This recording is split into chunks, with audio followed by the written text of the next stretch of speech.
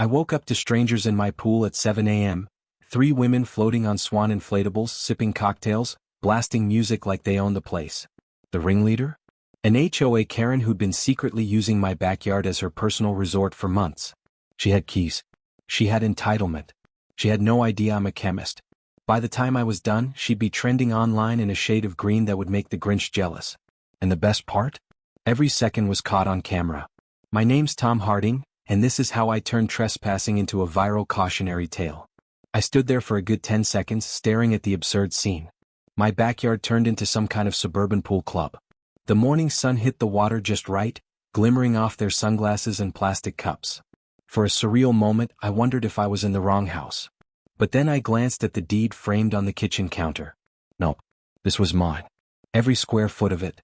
I stepped outside trying to sound calm. Excuse me. What are you doing in my pool? All 3 heads turned toward me. The one in the big sun hat, the ringleader, slowly raised her sunglasses, peering over the rim like a queen inspecting her servant. Your pool? She said with a laugh that felt like nails on glass. Sweetheart, this is the community pool. I blinked. No, it's not. I bought this property 2 months ago. This pool sits on my land. I paid for it. You're trespassing. The other 2 women glanced at each other awkwardly, but Sun Hat Lady just smirked. She had that tone, that HOA authority voice that can turn even the calmest neighbor into a villain. I wasn't notified about any sale, she said, lounging back like she was reclining on a throne. And I have a key, so unless you're squatting here, I'd suggest you check Section 9 of the HOA bylaws. Her arrogance hit me like chlorine in the eyes. Your key? That's impossible. The locks were changed. She shrugged, unfazed. Oh, you must be talking about that gate. The side one. I had the original from years ago when I managed community maintenance. I had no idea what Section 9 meant, but I did know one thing: she was lying. I'd read every page of the homeowner's deed before signing. The pool, the deck, the surrounding patio, all part of the private lot. Still, the way she said it made me second-guess myself. Her confidence was unsettling, like she'd been doing this for years and getting away with it every time. Ma'am, I said, trying to stay polite. You need to leave right now. Her smile widened. She stood up slowly, water dripping from her arms, sliding down the hem of her floral swimsuit cover-up. She walked toward me, wet footprints marking the deck, stopping just close enough for me to catch the scent of expensive sunscreen. Tell you what, she said softly, tilting her head. Why don't you call the HOA president? Ask him. His name's Paul. Tell him Karen said hi. That name, Karen. It fit her too perfectly.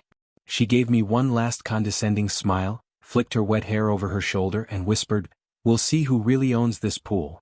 Then she turned, gestured for her friends, and they all climbed out as if they were doing me a favor. As they left through the side gate, I noticed something strange. She didn't struggle with the latch. The gate opened smoothly, no resistance. She had a key. I locked the gate behind them, checked it twice, and stood by the pool in silence. The water rippled lazily, reflecting the morning sun, mocking me. It should have been peaceful. Instead, I felt invaded. That evening, I met Paul, the HOA president, at his office near the clubhouse. He was friendly enough at first, polished, rehearsed smile, the kind of man who says, neighbor, too often. I told him what happened, showed him screenshots of Karen and her friends in the pool. He looked at the photo, then at me, then laughed nervously. Oh, Karen. Yeah, she's spirited. Look, I'm sure it was just a misunderstanding. We all share amenities here. I frowned. This isn't an amenity. It's part of my property line. He sighed, pretending to read something on his laptop. Right. But she's been a resident here for over 15 years. We can't just assume malicious intent. Maybe you could extend a little goodwill. Goodwill? I repeated, incredulous. She broke into my pool. Let's not use words like broke in. He leaned forward, lowering his voice. She's a respected member of the HOA board. Making enemies this early won't do you any favors. I stared at him. Are you saying I should let people trespass on my land because it's inconvenient to upset her? He smiled thinly. I'm saying pick your battles. That phrase stuck with me the whole drive home. Pick your battles. It sounded wise until you realized it always benefits the aggressor. When I got back, I tested the gate. Click. It opened again. The latch had been filed down, deliberately altered. Someone had shaved the metal so it wouldn't close properly. That's when reality sank in. Karen wasn't bluffing. She was claiming territory. I ordered 4 outdoor cameras that night. For a few days, nothing happened. Then on Tuesday around noon while I was at work I got a motion alert. I opened the camera feed and there she was, Karen, alone, reclining on my pool chair, sun hat tilted perfectly, holding a cold drink like she was posing for a magazine. She didn't even swim. She just sat there for 2 hours, occasionally taking selfies. The next day, same thing. Thursday she brought 2 friends. They swam, ate sandwiches, left before I got home. By Friday it wasn't just disrespect. It was performance, like she knew I was watching. That weekend I marched back to the HOA office. Paul wasn't there but his assistant said, "Oh, Karen's using the pool again? Didn't you two settle that?" I showed her the video feed, Karen splashing, laughing, raising her drink to the camera like she was toasting me. The assistant's smile faltered. "Oh wow. I'll make a note for the next board meeting." "Don't bother," I said coldly. "I'll handle it myself." That night I sat at my kitchen table surrounded by paperwork, the deed, the plat map, the HOA guidelines. Every line proved the same thing: the pool was mine. But proof didn't matter to people like Karen. They didn't believe in rules, only reactions.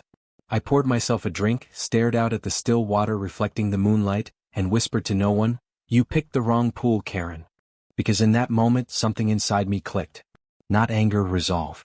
I wasn't going to beg the HOA, call the cops, or argue with her anymore. I was going to plan. And if there's one thing I'd learned from years of chemistry, it's that the best reactions don't shout. They reveal.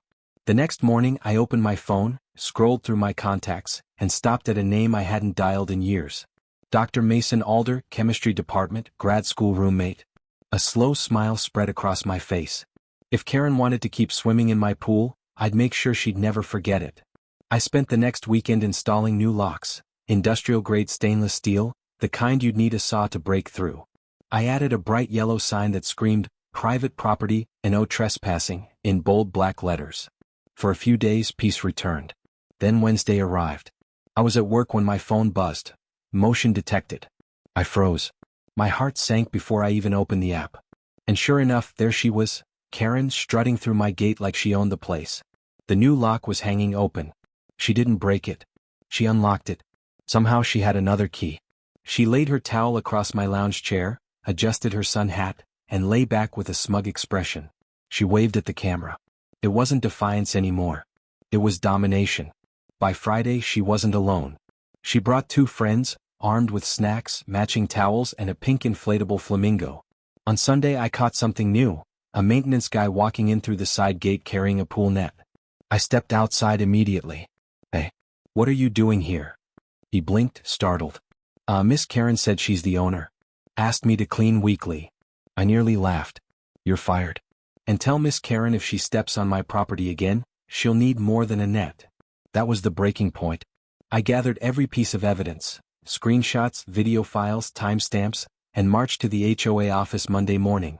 "Paul," I said, slapping a USB stick on his desk, "Karen's been trespassing all week. She's bringing guests. She even hired a pool cleaner to service my private property." He sighed, rubbing his temples. "I understand you're frustrated, but—" "Don't," I interrupted. "Watch the footage." He reluctantly plugged in the drive. Karen's smug face filled the monitor, lounging by the pool, waving at the camera. Paul leaned back. "Okay, that doesn't look great." "Doesn't look great?" I said, incredulous.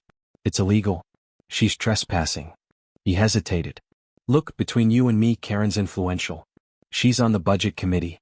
If I take disciplinary action, she could call for a recall vote." There it was. The truth, plain and rotten. The system wasn't built for justice. It was built for convenience. "So you're not going to do anything?" I said flatly. "I'll send her a warning letter," he said quickly. "That's the best I can do." I laughed. "Write a letter. I'm sure that'll terrify her." When I left the office, I realized nobody was coming to help me. Not the HOA, not the neighbors, not the police. That evening I called Mason. "Hey, you remember your stubborn friend from the dorm?" I said when he answered. There was a long, amused pause. "How could I forget? What have you gotten yourself into this time?" I told him the story. When I got to the part about her sunscreen ritual, Mason chimed in. "High SPF, titanium dioxide, that's her thing, right?" He sounded both interested and cautious. "Listen," he said, "I don't mix anything for stunts anymore, but I have access to harmless reagents and commercially approved colorants. If your goal is humiliation and documentary proof, not harm, there are ways to make a visible reaction that's temporary and skin-safe. Think theatrical dye more than chemistry experiment. Relief flooded me. Something that reacts specifically with her sunscreen type. Just a color change. Loud, undeniable, and unforgettable. Mason didn't laugh. What I can do is formulate a water-safe tint that activates in the presence of that sunscreen's particular ingredients under strong sunlight. Safe, temporary, dramatic. But you have to promise me, you'll let me test it thoroughly, and no one with sensitive skin gets exposed without consent. I promised. Mason arrived 3 days later carrying a small case. We set up in my garage. He talked me through options, tapping a glossy sachet.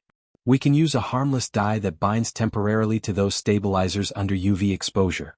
It's used in pool testing and theatrical makeup. Rinses off with soap, fades in a day or two. Humiliation, not injury. He placed a few drops into a beaker of pool water and added the sunscreen Karen always used. At first, nothing. Then, within minutes, the water shifted from perfect blue to a startling jewel-toned green. We ran every control, skin patches, fabric swatches, everything. The tint showed up only where the sunscreen was present. Mason recorded every test. If you go forward, be transparent. A harmless colorant activated by cosmetics. If Karen wants to make it a crime, let the investigation prove your case. We prepared the agent in a small sealed container. Store it cool, Mason said. Apply it as any pool additive. Document everything, time, amount, weather. Your best defense is your paperwork. That night I couldn't sleep. I kept picturing Karen's smug face dipping into blue water and emerging unexpectedly, vividly green. But there were practicalities to settle. I called one neighbor I trusted, Jim, a retired schoolteacher. I'm planning a harmless reveal to prove trespassing, I told him honestly. I need a witness. He hesitated, then said, if you're sure it's safe and legal, do it. Somebody needs to tell the neighborhood what she's done. The stage was ready. All we needed now was an audience, and for Karen to swim. Saturday dawned perfect. Clear sky, thin breeze, 82 degrees. My motion alerts were silent on my phone, but Jim was on watch. He sent 3 thumbs-up emojis at 9:18 a.m.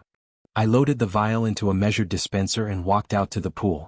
I added the precise amount Mason had advised and recorded the timestamp. Then I swirled the water gently. 4-5 agonizing minutes, nothing happened. The pool remained the same crystalline blue. I went inside and opened every camera feed. Time stretched weirdly. Every creak of the fence became a clock. Around 11:42 a.m., I heard a car door. Jim sent a message, movement. Gate. I opened the camera feed. The gate swung inward and there she was, silhouette framed against the sun. Her hat was on, sunglasses in place. She paused, then smiled that smile that had caused so many little domestic wars. She wasn't alone. 2 women followed her, laughing, one balancing a flamingo float. They dropped their things with practiced authority. Karen winked at the camera, then paused to slather on sunscreen, that slow, methodical ritual. For the first few minutes, nothing. They chatted, sipped drinks. Then, slowly, a green bloom appeared along Karen's shoulder. Small at first, like a smudge, but vivid, the color of crushed emeralds. Karen glanced down with a puzzled frown. Her friends laughed until they saw the green spreading across the surface, then across skin, then across the flamingo's plastic cheek. They shrieked. One slipped on the wet deck and fell. Karen leaped out of the pool, sputtering, swatting at her dripping arms like a woman under attack by color. Oh my God. Help me. I'm being poisoned, she shrieked, waving her phone, broadcasting live. They put something in the water. Chemical attack. The irony was dense. She was simultaneously accusing me and admitting to thousands of viewers that she was in my backyard without permission. Neighbors appeared along fence lines. Mr. Patel peeked over like watching a nature documentary. Jim filmed from 2 houses over. The backyard filled with chaos, shoes thudding, water sloshing, high-pitched screaming. Karen screeching pivoted into rage. You'll pay for this. I'll have you arrested. She pointed at me, at the house, at the window, creating her narrative, victim wronged at home. Only she was doing it in my house, on my cameras, on a phone that also recorded her climbing through the gate, applying sunscreen 5 minutes before, metadata that tucked every action into an immutable timeline. Someone, Miss Alvarez from across the way, brought out a garden hose and tried to rinse them off, but the green stuck, a temporary stain reminding everyone that embarrassment has residue. Within an hour, the hashtag had spilled into the local community group. The internet had opinions, some sympathetic, many gleeful. Nicknames appeared, the Incredible Sulk, Green with Envy. Kids started chanting Shrek as they kicked soccer balls nearby. The police arrived 20 minutes after the initial chaos. Officer Ruiz and his partner were patient and thorough. They took statements, cataloged the cameras, the timestamps, the vials data sheet. They watched in silence as Karen's narrative unraveled on loop. Gate opens 11:40, Karen enters 11:42, sunscreen application 11:44, color manifestation 11:47. Her live stream, racking up sympathetic comments, also showed her taking a selfie while in the pool saying, "Look, we're at Tom's new place, exclusive access, huh?" 2 days later, I got a call from the detective assigned to the case. "We don't have evidence of chemical assault, sir," he said. "We do have evidence of trespassing. You followed procedure, documented, preserved evidence. We'll ask the district attorney to review, but from what we've seen, you're in the clear." Karen's reaction escalated into legal theater. She threatened lawsuits, demanded HOA action. The HOA, which had been protective of their own, found itself on the wrong side of an increasingly viral narrative. "Paul called me. We're holding an emergency meeting. This blew up. We'll form a committee to look into access keys." The neighborhood grapevine hummed with gossip. People who had tolerated Karen's small cruelties began to compare notes. Packages going missing, HOA fees diverted, duplicate keys. What had seemed like isolated incidents suddenly had a pattern. Then the bombshell dropped. When the HOA called an emergency meeting to address the community incident, they stumbled onto something else: missing funds. Thousands of dollars earmarked for community projects that never happened. And guess whose name appeared next to most transactions? Karen's. 4 years she'd been quietly padding invoices, redirecting funds to maintenance contracts that didn't exist. The green fiasco broke her spell. Suddenly Paul was forced to open the books. Within a week, the audit results leaked. $68,000 unaccounted for, fake invoices, shell contractors. When the police returned to her house, it wasn't for a pool dye complaint. It was for embezzlement. She saw me as the detective spoke with her. "You think you won? You think this is over?" I took a sip of coffee. "It is for me." A few weeks later, restitution orders came down.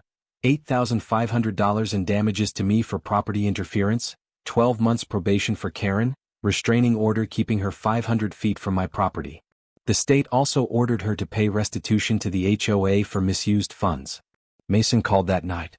"She's still green?" he asked, half laughing. "Only in envy," I said. He snorted. "I told you chemistry always delivers poetic results." "You know," I said, "I didn't expect this to end the way it did. I just wanted peace." Mason's tone softened. "Peace and justice aren't opposites, Tom. Sometimes peace only happens because you make a little noise first." Weeks passed. The pool returned to being just a pool, deep blue again, silent except for the occasional ripple when the wind brushed it. Karen's house went on the market. A for sale sign appeared like a tombstone marking the end of a very loud chapter. The new owners, a quiet couple with 2 kids, moved in without fuss. They waved politely and never once mentioned the incident. One evening, about a month after the case closed, I sat by the pool again, sunset reflecting off the calm surface. I thought about how easily something perfect can become chaos, how one act of arrogance can unravel years of reputation, and how one small decision to record, to document, to stand firm can change everything. Karen had tried to weaponize attention, but in the end, attention became her undoing. She wanted to be the star. She ended up the cautionary tale. As the sky shifted from orange to violet, I raised my glass and whispered to the still water, to boundaries and to knowing when to enforce them. The ripples caught the light, and for a fleeting second, it almost looked like the water was glowing again. Not green this time but gold. If this story taught me anything, it's that peace isn't given, it's protected. When someone crosses a line, even a small one, they're testing whether you'll redraw it or let it blur. Karen thought she could rewrite ownership through arrogance, but facts, patience and proof outlast drama every single time. Sometimes the best revenge isn't shouting, fighting, or stooping to their level. It's letting truth do the talking. Document everything. Stay calm. Let their own actions testify against them. In the end, the green wasn't punishment.